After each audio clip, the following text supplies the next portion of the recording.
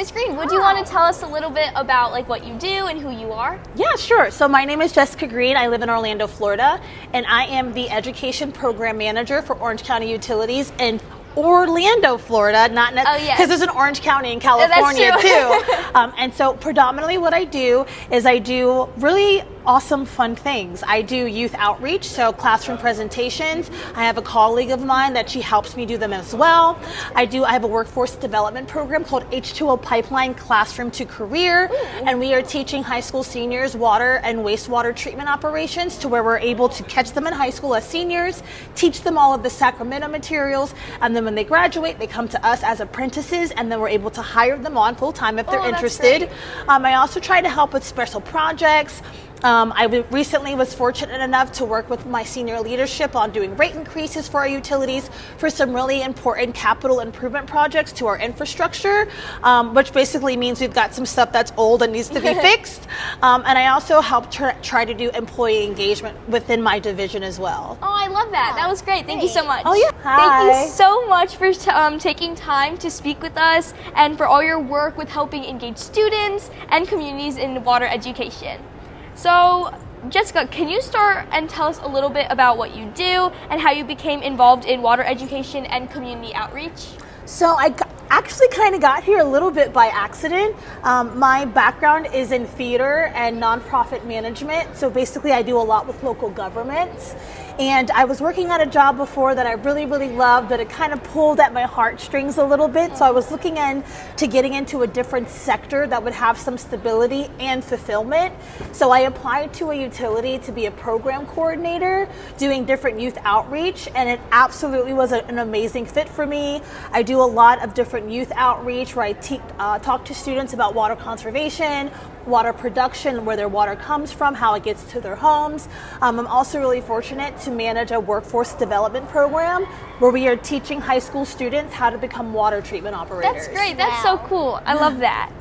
Okay, so when you were our age, did you ever imagine being in this industry? Yeah. Like, I know like it kind of came as a surprise, but did you ever think like, wow, water was interesting, or the sector was like kind of niche and cool? Never. Not at all. Love that. My father was in the military growing up, so we did a lot of traveling around the world.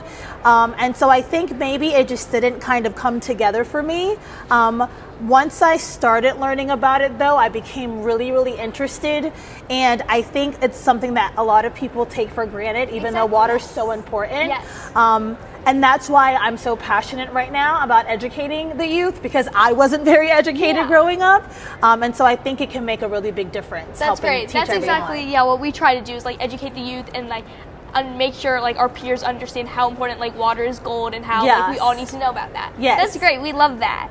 But what inspired you to like choose this career overall? Like, was there some kind of motive you had before? I know it came as a surprise, but was there something that really made you push towards like educating people and making sure people understand this topic? Yeah, sure. I think when I first came to the job, I was just happy to have a job, right? I was doing something different. I was working with the community, but then I was slowly starting to realize that there were a lot of parts of the community that weren't getting the education. Yes. I was going to different places and I was asking people like, hey, do you know where your water comes from? And the answer I got more often than not was, oh, from the sewer, right? And I'm like, oh my gosh, no, that's where the water goes after you use it. So I think being able to really connect with people where they were at in different parts of the community, I just became really passionate about it, and I love helping people connect those resources together. And it just feels really good that I'm able to help people be a little more environmentally friendly, because it's a lot easier than people realize. Yeah, of course. Oh, I love that. Thank you. Okay, so what's one thing you wish every student would know about? So I think maybe I live in Florida, so maybe that makes it a little different, but I wish that people really realized how important water is. In Florida, we get water from the ground out of something called an aquifer, and our water in Florida is very good quality and it's very affordable, but there's so many people moving to Florida and there's so many things that it's used for that water is recycled, right? It's not created. And so it's really important to know that it's not a boundless resource, that we should really protect it, that we should really take into account how we're using it, because we have the same amount of water to serve everybody. That makes sense. So I think if people realize that it's it's not just, oh, I can just waste it, it's not a big deal. No, I want people to know it's a really big deal. Exactly, and also like when the population grows, I feel like it's so important to make sure like people understand it even more. Like I can tell you, like even I want to move to Florida personally too. So come on down, girl, we have a good time. I'll come visit. That's great. Also, so you worked on education programs for many years. What are some creative ways to get students interested in water conservation? Because I know Myra and I really try to get students involved and make sure they're educated. I think part of it really is making it real for students. A lot of the times when I go into the classrooms, I try to connect real life lessons.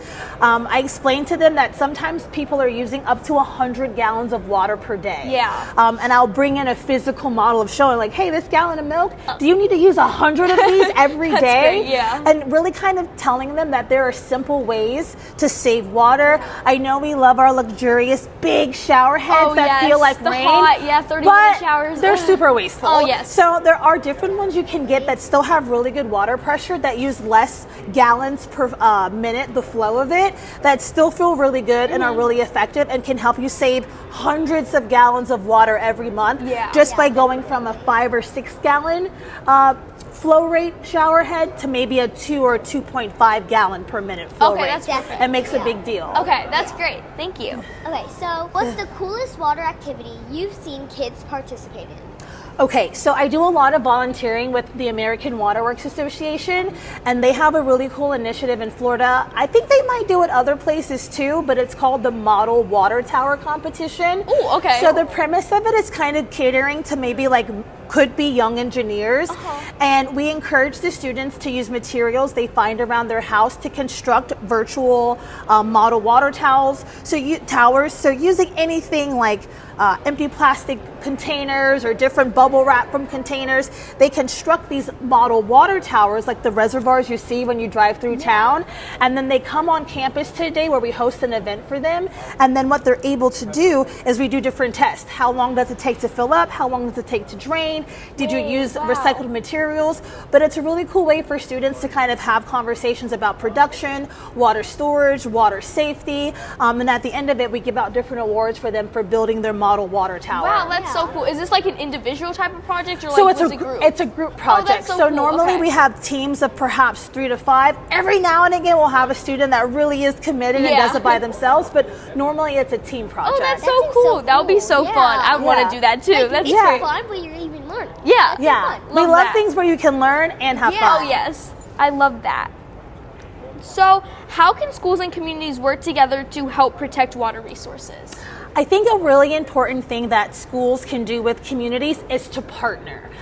In Florida, we've got a really cool initiative called the Green School Initiative. Oh, that's cool. Where it's very focused on sustainability. So even though I work for my local county government, I partner with the school district and we provide classroom presentations. We provide devices to do what's called retrofit, meaning things to help. Maybe you swap out one device in your home, like your faucet aerator or a shower head, to one that uses less water. But I think what the community and schools can do is partner together, that we can educate each other on different things, and then maybe people that I wouldn't reach in the government, I'm able to reach on the school side. That's really cool. Is there any like partnership that you had that you did that really made a big difference or that you really enjoyed doing? I would probably say my workforce program. We partner with the school district. So far, we have 6 students that started in as high school seniors, and now they work at our water treatment or our wastewater treatment plants.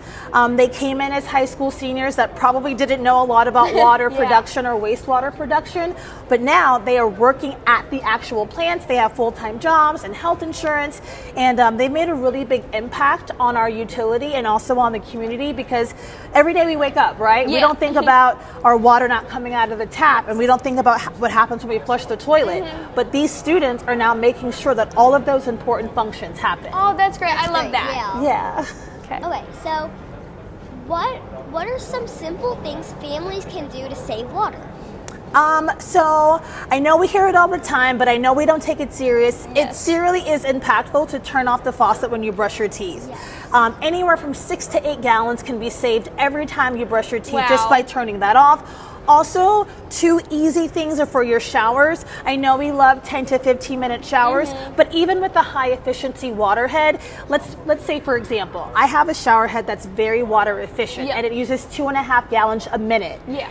Even a 10-minute shower is still 12.5 gallons of water. A lot. And what about 20 minutes? That's 25 gallons of water. That's some people's whole month's supply. Exactly. And I don't think people understand They that. don't get it. So even shortening the shower by 5 or 10 minutes also is a great way to save water. And then I would say checking out leaks. That's great, Those little drops here and there, they really add up over time. So anytime you've got a leak or a toilet that keeps flushing, definitely do some research and fix that, because that can save a lot of water too. That's great. That's what we learned at like the AWWA conference this whole in the past 2 days, that there's so many different companies of like pipelines and different pipes and like different satellites that can see like the fixtures and where the leak protection and where like they need the most help and where they need the least help. So that's great. Yeah, that's why it's great for conferences like this, because there's a lot of places where the infrastructure, meaning like the actual pipes and the valves, that they get old and they need to be replaced. Yeah. So by coming to these conferences, they learn to network with different people and different services and products that are available. This is like a marketing for this conference. You're welcome. You're welcome, you guys. I love that. Okay. And then, so this is like kind of like a little touchy, but like what gives you hope about the next generation when it comes to environment, and what do you want like everyone to really like make sure, like what do you want to happen in the next couple of years? So I think that there's a really positive swing happening with Generation Z and Generation Alpha. I'm a proud millennial, but I think there's a level of people that are maybe jaded, or they think that their small actions don't make a big impact, but they do. Yeah. And that's what I see today in the youth. When I do different outreach in my workforce program, I see how passionate the Generation Alpha and Generation Z people are about protecting our environment. I know AI and all of that knowledge can be scary, but it also can paint a picture of how important it is that we save. So I think traditionally that there are generations older than me that are a little judgmental about younger people, but I'm inspired by young people, and I think they really are going to be the change we need to see to just conserve water and be really educated on the things we need to do to protect it. Oh, perfect. Thank you. Yes, that's great. So if one piece of advice to keep kids who want to make a difference, what would that be? I think for kids that want to make a difference, I think they need to really understand that it doesn't take really big gestures that are going to be really hard impact on their lives. That very small changes can lead to really big impacts. Turning off that faucet when you brush your teeth, you know, being like a water ambassador. When you notice your parents taking those 20-minute showers, be like, hey mom, do you need to be in there for that long? And also leading by example. Sometimes when you start with changes and people see how positive it can be, you can kind of be like a motivation for someone else too. That's great. Definitely, okay. And to end this off, what is one thing, if you had a two-minute speech to say to every single kid, student, like us, what would you tell them? Oh my goodness, I don't know if I have a whole 2-minute speech. I might have like a 20-minute speech. A little something. But I think that I live in Florida, and we talk a lot about if there's going to be a drought. And people don't take it serious because it's Florida, it rains a lot.